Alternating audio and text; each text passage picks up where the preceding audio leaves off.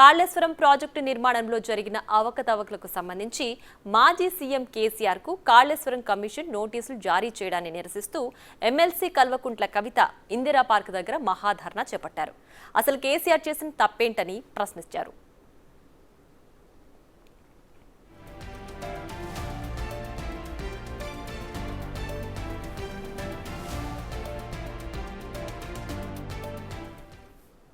అయితే చేపట్టిన మహాధర్నాకు బీఆర్ఎస్ నేతలు ఎవరూ హాజరు కాలేదు.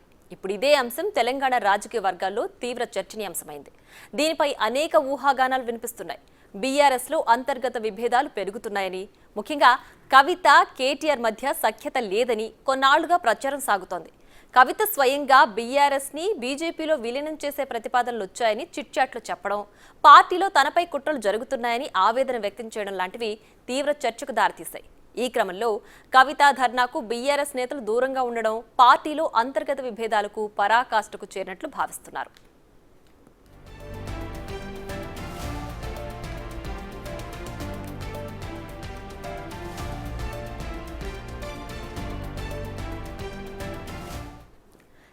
ఇప్పటికే కవిత వ్యవహారంపై బీఆర్ఎస్ నేతలెవరూ స్పందించొద్దని అధిష్టానం నుంచి ఆదేశాలు ఉన్నాయన్న చర్చ ఉంది. ఇప్పుడు కవిత ధర్నాకు కూడా వెళ్లొద్దని బీఆర్ఎస్ అధిష్టానం ఆదేశాలు ఇచ్చిందా అనే ప్రశ్న కూడా తలెత్తుతోంది. కవిత కేసీఆర్ కోసమే ధర్నా చేసినా ఆ పార్టీ నేతలు హాజరు కాకపోవడం చర్చకు దారితీసింది. అయితే పార్టీలో జరుగుతున్న పరిణామాలు, కవిత వ్యాఖ్యల తర్వాత మారిన రాజకీయ పరిస్థితులతో బీఆర్ఎస్ హైకమాండే ఈ ధర్నాకు దూరంగా ఉండమని సంకేతాలు ఇచ్చి ఉండొచ్చనే ప్రచారం సాగుతోంది. ధర్నా విషయంలో బీఆర్ఎస్ నాయకత్వం కవితకు మద్దతు ఇచ్చేందుకు ఇష్టపడలేదనే విషయం మాత్రం క్లియర్గా తెలుస్తోంది.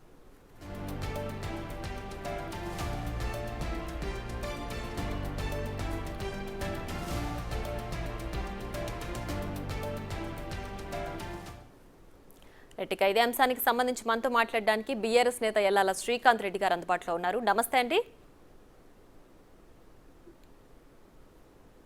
నమస్తే శ్రీకాంత్ గారు.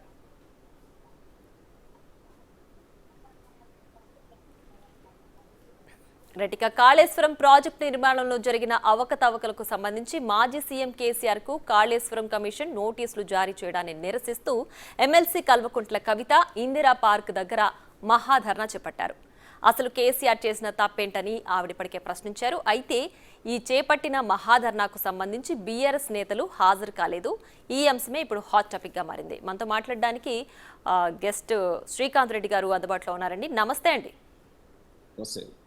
ఎస్, చూస్తున్నారు కదా. సో కవిత చేపట్టిన మహాధర్నాకు సంబంధించి బీఆర్ఎస్ నేతలు హాజరు కాకపోవడానికి కారణం బీఆర్ఎస్ హైకమాండే ఇలా సూచించిందని చెప్తున్నారు. ఏంటి మీ నోట్ ఏంటి దీనిపైన? ఇప్పుడు ఒకటండి, పార్టీ ప్రస్తుతం ఉన్నటువంటి పరిస్థితుల్లో సంవత్సరంన్నర అవుతుందండి మేము అధికారం కోల్పోయి. చాలా సందర్భాల్లో ఈరోజు ఇది కాళేశ్వరం కమిషన్కు కొత్త కాదు పిలవడం. అంతకుముందు విద్యుత్ పైన ఒక కమిషన్ వేసారు, తర్వాత కాళేశ్వరం మీద కమిషన్ వేసారు. అట్లా అనేకమైనటువంటి ఆరోపణలు ఈ ప్రభుత్వం, రేవంత్ రెడ్డి గారి ప్రభుత్వం కేసీఆర్ గారి మీద కక్ష సాధింపు చర్యలో భాగంగా చేస్తూ వస్తున్నారు. కాబట్టి దీనికి పెద్ద ఈరోజు కవితమ్మ చేసినటువంటి ధర్నాకు పెద్ద ప్రాముఖ్యత ఇవ్వాల్సినటువంటి అవసరం లేదు. ఒకటి. తర్వాత ఇంకోటి ఏంటండి అంటే, మొన్న కవితమ్మ గారు ఒక స్టేట్మెంట్ ఇచ్చారు. ఏది, నాకు 2 కళ్ళు బీఆర్ఎస్ పార్టీ, తర్వాత జాగృతి 2 కళ్ళు, ఈ 2 కూడా బీఆర్ఎస్ కొరకు కేసీఆర్ గారికి పనిచేస్తాయి అని చెప్పి ఒక స్టేట్మెంట్ ఇచ్చారు. కాబట్టి తెలంగాణ జాగృతి అనేది ఒక చిన్న సంస్థ. ఇది సాంస్కృతిక కార్యక్రమాలు చేయడానికి, తర్వాత బతుకమ్మ ఫెస్టివల్ కానివ్వండి, తర్వాత ఏదైనా చిన్న సాంస్కృతిక పరంగా ఉంటే కార్యక్రమాలు చేయడానికి మా బీఆర్ఎస్ పార్టీ కూడా మద్దతు ఇస్తే నడిచేటువంటి కార్యక్రమాలు నడుస్తూ ఉంటాయి. కాబట్టి దానిని కొంత గొప్పగా చేసి తర్వాత పార్టీని కొంత తక్కువ చేసేటువంటి అవకాశం అనేది ఉండద్దని చెప్పి కార్యక్రమాలు చేసేటప్పుడు కూడా ఏముంటుందంటే, ఏ రాజకీయ పార్టీ కానివ్వండి, పొలిటికల్ పార్టీ ఏదైనా కార్యక్రమం చేసినప్పుడు అధిష్టానం నుంచి అనుమతి కంపల్సరీగా తీసుకోవాలి. తర్వాత ఇప్పుడు కవితమ్మ గారైనా, తర్వాత కేటీఆర్ గారైనా, హరీష్ రావు గారైనా, ఎవరైనా ఏ కార్యక్రమం సొంతంగా చేయడానికి ఉండదు. ఇది పార్టీలో కేసీఆర్ గారు నిర్ణయించేటువంటి కార్యక్రమాలు మాత్రమే చేయాలి. ఓవరాల్గా పార్టీ పిలిపిస్తుంది. ఇవాళ కాళేశ్వరం కమిషన్ గురించి ఇవ్వాలనుకుంటే పార్టీ వర్కింగ్ ప్రెసిడెంట్గా కేటీఆర్ గారు ఒక పిలిపిద్దరు, మీరు అన్ని నియోజకవర్గ కేంద్రాల్లో చేయండి, అన్ని మండల కేంద్రాల్లో చేయండి అని చెప్పి ఒక పిలిపిస్తారు. అది ఆర్గనైజేషన్ ఏ పార్టీకైనా ఉండేటువంటిది. ఎందుకు కవితమ్మ గారు ఎస్, అంటే ఇప్పుడు మా కవిత చేపట్టిన మహాధర్నాకి బీఆర్ఎస్ హైకమాండ్ నుంచి ఎలాంటి పర్మిషన్ కానీ లేదంటే ఎలాంటి అనుమతులు లేవని చెప్తున్నారా? అంటే అసలు అసలు దానికి సంబంధమే లేదు సంబంధం కదండి. లేదా? అసలు సంబంధమే లేదు కదా. ఇప్పుడు ఇది చేసేటువంటి సందర్భం కాదు. ఇప్పుడు చాలా గొప్పగా నిన్న డల్లాస్ లో కార్యక్రమాలు చేసుకుంటూ వస్తున్నాం. ఇది నేను చాలా అది అంతర్జాతీయ స్థాయిలో నిన్న ఇది 12 సంవత్సరాల తెలంగాణ రాష్ట్ర ఏర్పాటు తర్వాత 25 సంవత్సరాల టీఆర్ఎస్ ప్రస్థానం గురించి చాలా గొప్ప కార్యక్రమాలు నడుస్తున్నాయి. అక్కడ కూడా ఆ డల్లాస్ లో కూడా అనూహ్యమైనటువంటి రీతిలో తెలుగు ప్రజలందరూ కూడా అక్కడ స్వాగతించారు. తర్వాత సంవత్సరాల నుండి పార్టీని అనేక రకాలుగా అనేక ఇబ్బందుల నుంచి కూడా కాపాడుకుంటూ వస్తున్నారు కదా.